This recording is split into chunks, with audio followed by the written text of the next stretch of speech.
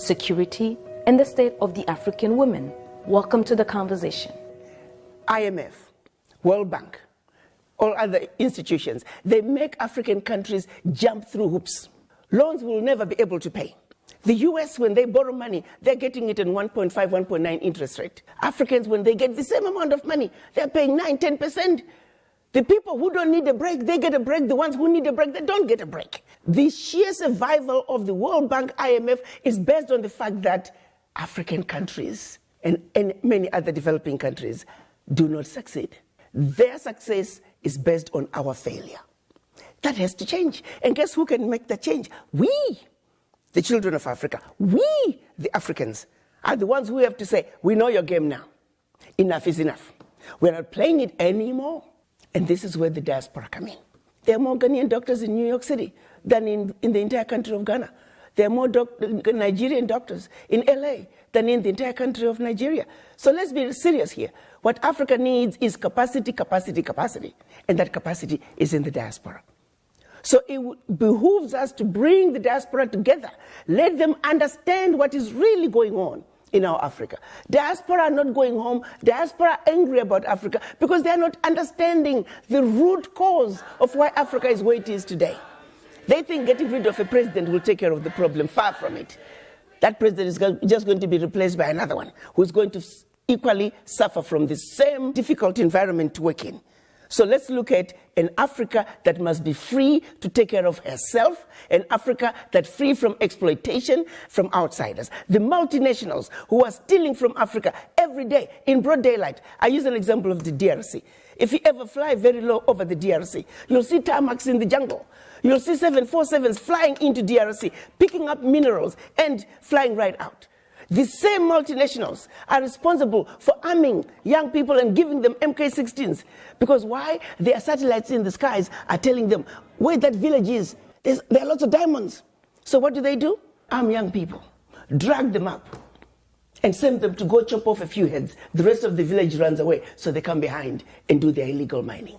We, black people, must understand what is really going on. Because what we are shown instead is, oh, look at those Africans killing each other. There are some serious games that have been played in Africa for far too long.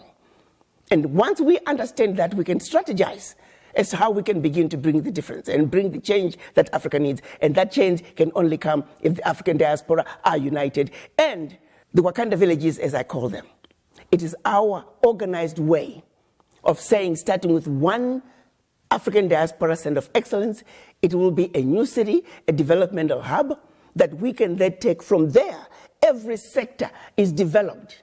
Take healthcare. How many doctors do we need in this region to take care of this many people?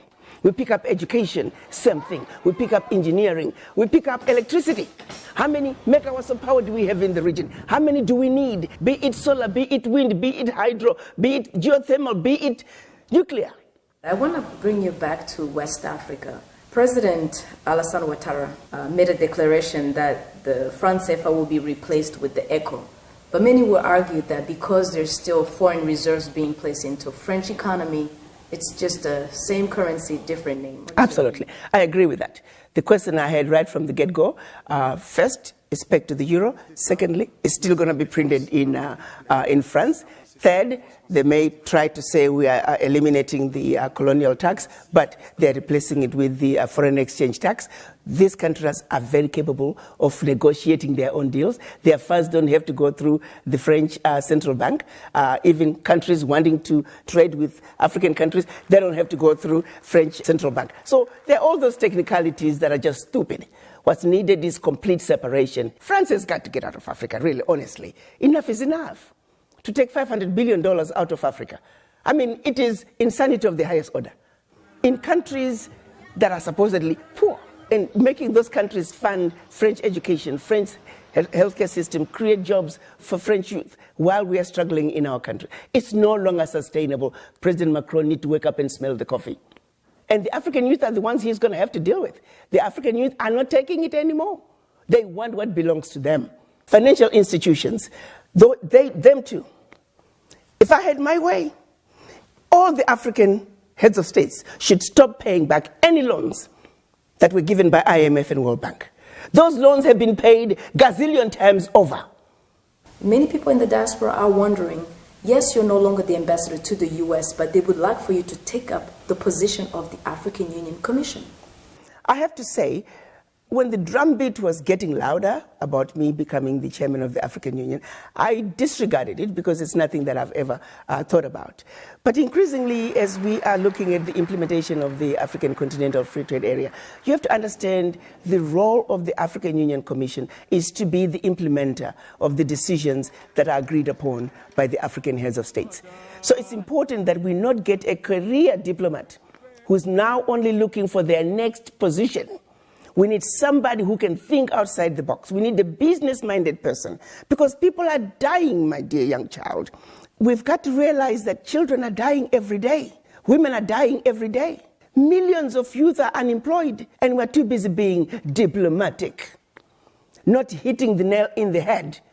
If we don't get an African Union chair who realizes that you're under the table and they're making you fight with your brothers and sisters as to who got the larger chunk of the crumbs under the table, that way you never have to talk about what's on the table. That is a blind chair. We need somebody who gets it. I do know that there's a need for major disruption at the African Union level. If I were to become chair of the African Union, I want to bring disruption. As we look at the African woman today, when we seek for crucial areas where she can be empowered and enabled, where should we focus? Should we focus in land right for economic freedom, or should we focus on them being in leadership positions for decision-making process? First of all, in order for the African woman to move forward, it starts with the mind. Women in general, actually, we have a tendency to just apologize, and we just don't think we're quite able to get there. Granted, our challenges are real. Let's make a commitment to say we will succeed. Nobody is superior to us. We will get the job done. Let's find strength within each other, that we are going to take care of ourselves. We're taking care of our neighborhoods, we're taking care of our homes, we're taking care of our Mother Africa. That commitment and that change of mindset, once we have the change of mindset, the game is over. Because you can take me wherever you take me. If my mind is in the right place, there is nothing you can do to me. There are no games you can play with me. On that very point, what is your view on gender equality, in the African context especially? In African culture, we, the women, have always ruled. The men might think that they have ruled, but behind the scenes, it was always us. I like to share the story of Nanaya Asantwa. She was the gatekeeper of the golden stool in the Ashanti kingdom. When the British were trying to take the golden stool from the Ashanti people, the men had given in. They were ready to give up the golden stool in exchange for the king who was in exile in Mauritius. But you got to understand that the golden stool is where the spirit of the Ashanti people is housed.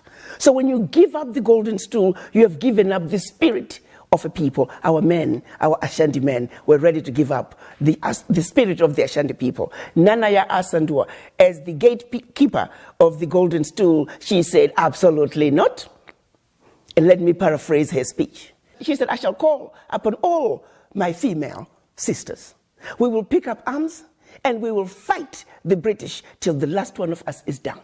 We then picked up arms, organized, and they fought the British and defended the golden stool. That is the power that the African woman has. Madam Ambassador, Our Voices is a show that brings the women's voices at the table. What is your message to them today? My message to the African woman